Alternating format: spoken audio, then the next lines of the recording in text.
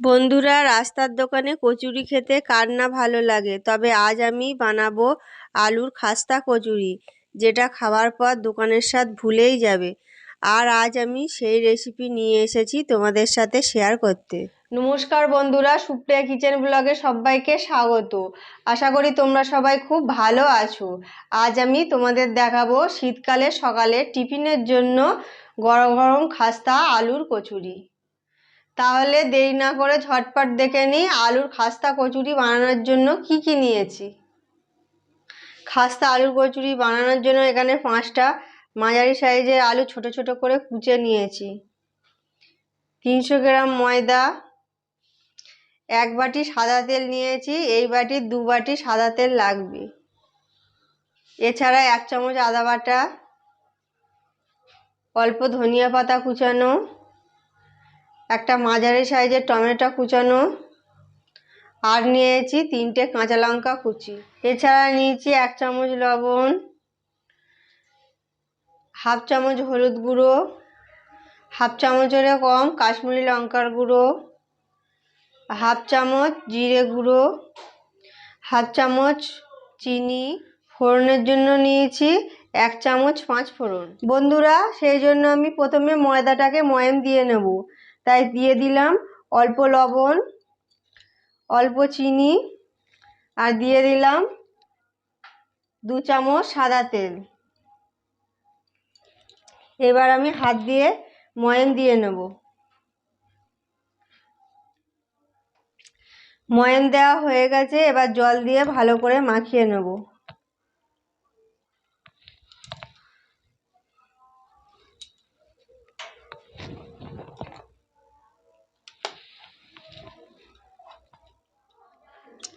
বন্ধুরা, এখানে আমার ময়দাটা ভালো করে মাখানো হয়ে গেছে। এবার এটাকে আমি 10 মিনিটের জন্য ঢেকে রাখবো। ততক্ষণ আমি আলুর পুরটা বানিয়ে নেব। সেই জন্য কড়াটা গরম করে নিয়েছি। এবার এর মধ্যে দিয়ে দেব 4 চামচ সাদা তেল।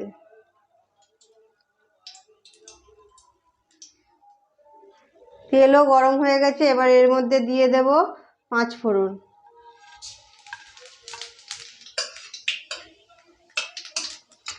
5 ফোড়ন থেকে সুন্দর গন্ধ বেরিয়েছে, তার মানে 5 ফোড়নটা হয়ে গেছে।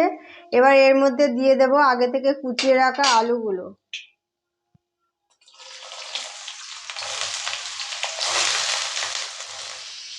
এখন আমি আলুগুলো 1 থেকে 2 মিনিট একটু কষিয়ে নেব।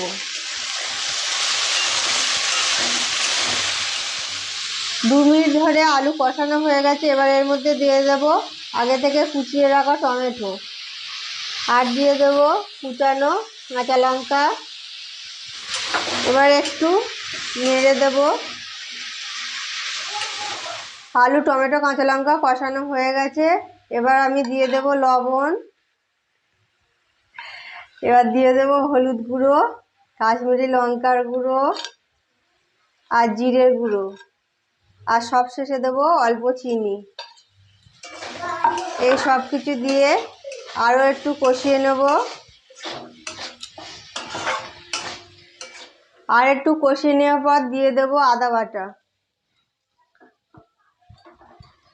এবার আমি আরও 1 মিনিট ধরে কষিয়ে নেব, যাতে আদার কাঁচা গন্ধ না থাকে। দেখো বন্ধুরা, আলু থেকে তেল রিলিজ করেছে, মানে সব কিছু ভালোভাবে কষানো হয়ে গেছে। এবার আমি এর মধ্যে দিয়ে দেব অল্প জল। এবার একটা আমি থালা দিয়ে ঢেকে দিচ্ছি, যাতে আলুটা ভালোভাবে সিদ্ধ হয়ে যায়। 10 মিনিট পর ফিরে এলাম। এবার আমি ঢাকনা খুলে দেখে নেব আলুটা ভালোভাবে সিদ্ধ হয়েছে কিনা।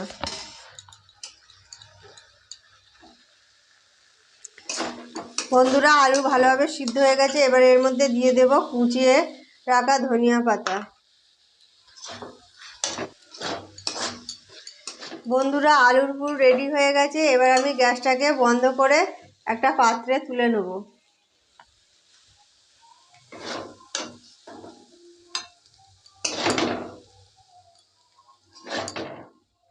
এবার ঢাকনাটা খুলে আরও একবার ময়দাটাকে ভালো করে মাখিয়ে নেব। দেখো বন্ধুরা, কত স্মুথভাবে মাখানো হয়ে গেছে। এবার আমি এগুলোকে ছোট ছোট রুটির আকারে বেলে নেব। মাখানো ময়দা নেচি কাটা হয়ে গেছে, এবার আমি রুটির আকারে বেলে নেব। রুটি বেলার জন্য চাটুর ওপর ময়দা ছিটিয়ে দিয়েছি, এবার আমি একটা বেলে নেব।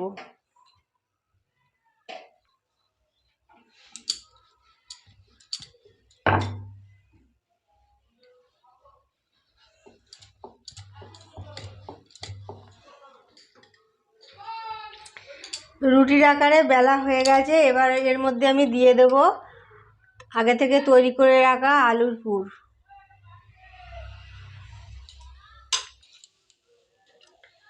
আলুর পুর দেওয়া হয়ে গেছে, এবার এটাকে আমি ফুললির আকারে করে নেব।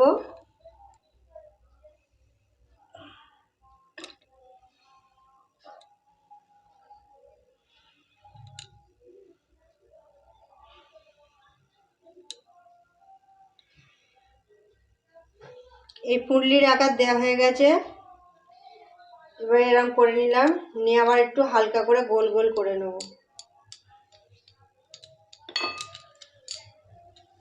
ফুললির আকার দেওয়া হয়ে গেছে, এবার আমি এটাকে হালকা করে প্রেসার দিয়ে বেলে নেব।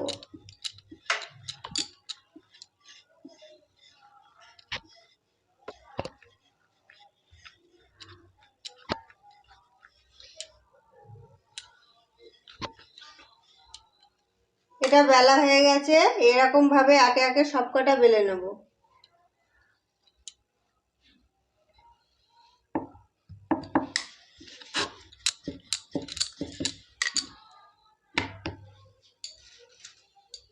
একে একে সবকটা কচুরি বেলা হয়ে গেছে, এবার আমি এগুলো তেলে ভেজে নেব।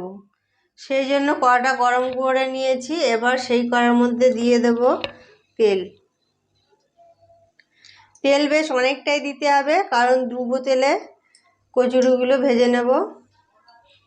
এখানে আমার তেল গরম হয়ে গেছে, এবার সেই তেলের মধ্যে ছেড়ে দেব কচুরি। অনেকটা তেল, তাই দুটো করেও ছাড়া যাবে।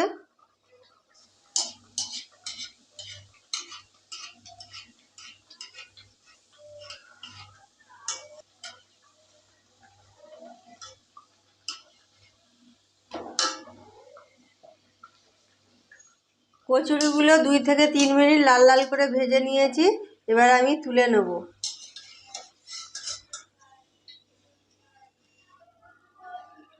এইভাবে আমি একে একে কচুরিগুলোকে ভেজে নেব।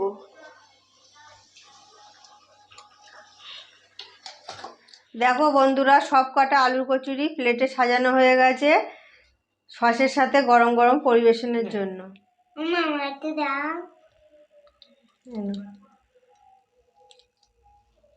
সস দিয়ে খাও।